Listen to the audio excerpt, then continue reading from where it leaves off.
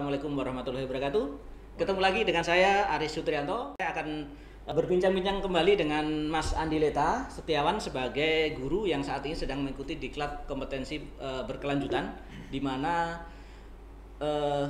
program yang diambil adalah seri Semangat Guru dengan tema yaitu kompetensi non teknis guru dalam adaptasi teknologi. Halo Mas Andi, apa kabar? Terima kasih. Ya, baik. Alhamdulillah kabar baik. Oke, alhamdulillah ya. Kemarin beliau sudah melaksanakan kegiatan diklat selama kurang lebih 1 minggu ya. 1 minggu ya, Mas Andi ya. Ya, Nah, 1 minggu dan kemarin masih sebagian. Nah, sekarang gimana prosesnya Mas Andi? Apakah udah selesai atau masih berlanjut gitu? Ya, alhamdulillah dari kegiatan yang sudah saya ikuti sudah 100% kalau menyelesaikan kegiatan adaptasi teknologi guru, tentang bagaimana kita selalu berusaha untuk belajar ya, berbagi tentang apa-apa yang kita hadapi nanti di masa yang akan datang. Teknologi ini sangat berubah sangat cepat. Kita sebagai guru harus bisa beradaptasi juga, harus dengan cepat juga. Wah, luar biasa ya. Tujuannya dalam mengikuti kegiatan itu adalah mendukung program dan inisiatif dari Kemendikbud, Pak Andi ya. Ya. Contohnya adalah salah satunya adalah untuk program guru penggerak, guru belajar dan berbagi, serta untuk peningkatan karakter terhadap siswa dan tenaga pendidik ya. Oke, Mas Andi, itu ada 7 modul ya, ada 7 modul yang Pak Andi sudah kerjakan, artinya sudah 100% ya Pak Andi ya. Iya. Salah satunya yang bisa Pak Andi sampaikan di sini apa itu? Yang terakhir kemarin, yang barusan tadi adalah bagaimana kita mengajar dengan 4C, yaitu bagaimana kita belajar dengan critical thinking, communication, creative thinking, dan yang terakhir collaboration. Jadi yang terakhir modul ke-7 itu collaboration. Oh itu ya, artinya setelah mempelajari itu paling tidak bagaimana guru itu bisa berpikir kritis ya, kemudian siswanya juga mengajarkan terhadap siswa itu berpikir kritis terhadap masalah-masalah yang dihadapi dalam tingkatannya. Lagi sebagai SMK itu kan bukan tingkatan yang biasa-biasa saja ya, tapi tingkatannya adalah HOTS ya, thinking skillnya. Kemudian bagaimana cara berkomunikasi terhadap antar siswa, kemudian dengan guru, dan yang paling penting saat ini adalah untuk berpikir kreatif ya Pak Andi ya. Berpikir kreatif dan membuat insting baru ya. Jadi setiap anak bisa bertanggung jawab atas apa yang mereka kerjakan, kemudian bisa berdampak terhadap lingkungan sekitar, teman-temannya, sehingga dalam kegiatan belajar dia hanya dia saja yang bisa, yang tahu, tapi juga harus bisa pengaruh baik itu tadi, berpengaruh terhadap teman-teman yang lain. Makanya perlu adanya collaboration itu tadi. Oh gitu ya.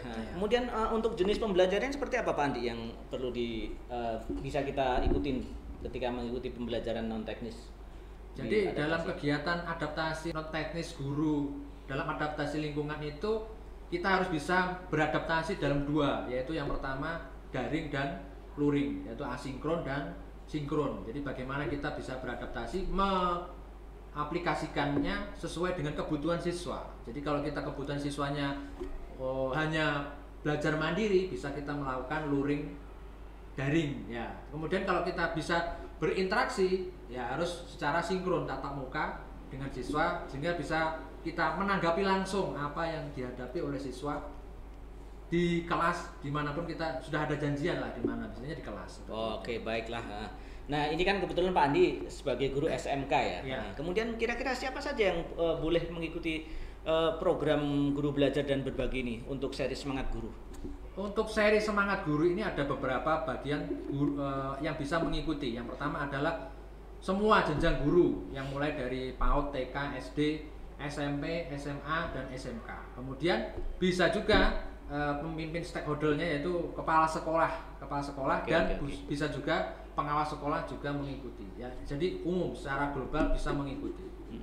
Untuk pengawas dan yang lain-lain selain pengawas mungkin ada TU atau tenaga tenaga administrasi atau TU dan tenaga bagian pendidikan, yaitu bagian akun, intinya yang memiliki akun ya. Intinya yang memiliki akun SIM PKB ya, baik itu pengawas, guru, tenaga administrasi yang memiliki akun itu.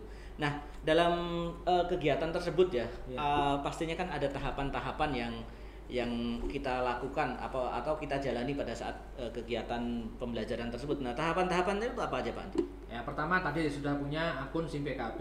Ya, kemudian kita masuk, di situ ada menu pendaftaran guru berbagi. Jadi alurnya sama dengan kegiatan, yaitu melakukan yang pertama tes secara asinkronus, yaitu melakukan tes awal pembelajaran sebelum kita mengikuti webinar tadi yang sudah dilaksanakan ya, dengan video-video tadi itu secara sinkronus. Kemudian secara asinkronus yaitu kita melakukan pembelajaran secara mandiri. Di situ sudah ada modul yang sudah disiapkan sehingga kita bisa melatih diri, kemudian mengembangkan ya, dari hasil tes yang sudah kita jalani, tugas yang kita sudah jalani. Ada tugas latihan, ada tugas mandiri yang bisa dikerjakan, itu dikumpulkan. Tidak dikumpulkan ke panitia sih, ada linknya untuk mengumpulkan. Misalkan membagikan itu berupa link media sosial ataupun kita membagi RPP, rancangan pembelajaran yang sudah kita buat sesuai dengan materi yang sudah ada di situ, yaitu misalkan kita menggunakan metode pembelajaran yang sudah ada, ya kan, banyak sekali. Artinya setiap pelajaran itu ada pretestnya, kemudian ada pelajarannya gitu ya, kemudian ada tes lagi ya, setiap mata pelajaran gitu. Dan ada maksimum harus kita capai secara keseluruhan minimal nilai 70%. Minimal nilainya ya. Nilai minimal 70%. Kalau di atas 70% sudah lulus. Tadi kan di awal Mas Andi ini udah juga menyampaikan ya apa yang didapat dari kegiatan mengikuti program Guru Belajar dan Berbagi dari Semangat Guru tadi. Nah, setelah mengikuti selesai tadi ya, selesai mengikuti sampai 100% tuh apa yang sudah didapatkan dari situ? Ya, alhamdulillah kita sebagai guru tenaga pendidik bisa meningkatkan kemampuan kita sebagai guru dalam beradaptasi dengan teknologi yang sudah ada pada kegiatan penerapan kegiatan pembelajaran kita sehari-hari, yang bisa kita gunakan, bisa menggunakan berbagai macam metode pembelajaran dengan kita dapat menyusun secara baik di dalam konten-konten pembelajaran yang sudah kita buat secara adaptasinya secara digital ya, teknologi yang sudah update sekarang. Bagaimana kita menerapkan teknologi dengan tadi 4C pada kegiatan pembelajaran dalam rangka untuk kita meningkatkan penerapan teknologi dalam kegiatan pembelajaran. Oke, kemudian untuk sebagai bukti telah mengikuti dapat sertifikat ya? Ya, ini tadi sudah baru selesai melaksanakan. Insya Allah nanti kita sudah dapat sertifikatnya kalau tidak salah sekitar 32 jam. Ya. Oke, sip kalau gitu ya. Berarti dengan begitu saya juga akan mencoba untuk mengikuti kegiatan-kegiatan dengan seri-seri yang lain ya. Kita coba lagi nanti karena penggunaan SIM PKB ini sangat penting sekali pada kita sebagai guru, sebagai tenaga pendidik, dan juga sebenarnya ini adalah salah satu program yang memang disediakan oleh pemerintah supaya kita bisa memaksimalkan potensi diri kita gitu ya Pak Andi ya. Jadi dengan begitu kita bisa terus berkembang, terus menginovasikan diri untuk bisa lebih maju dan lebih baik lagi. Ada pesan buat rekan-rekan yang ada di sini? Ya, selanjutnya juga sama, saya memberikan semangat kepada rekan-rekan Bapak Ibu pengajar yang memiliki akun SIM PKB ya, jangan didiamkan saja. Di situ ada menu-menu yang bisa kita ikuti, kita laksanakan, kita untuk mengembangkan diri ya, mulai dari awal kemarin, mulai COVID mulai merajalela, kita bisa masuk dalam pengembangan belajar COVID pada tahun 2019 kemarin sudah ada, sampai sekarang ini tahun 2022 ada seri-seri yang bisa kita ikuti di situ. Ini yang terakhir ini adalah yang saya ikuti, bagaimana kita bisa mengadaptasikan teknologi tadi dalam kegiatan pembelajaran agar kegiatan pembelajaran itu bisa berdampak terhadap siswa, lebih aktif, lebih kritis, lebih kreatif, dan bisa mengaplikasikannya dalam kehidupan mereka sehari-hari. Oke, baik.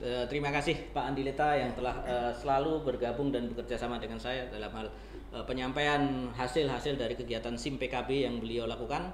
Mudah-mudahan ini semua membawa manfaat yang baik ya bagi kita semua, dan tentunya bisa menginspirasi buat rekan-rekan semua yang ada di sini maupun ada di luar sana untuk bisa terus menginovasikan diri dan mengembangkan potensi-potensi kita yang ada.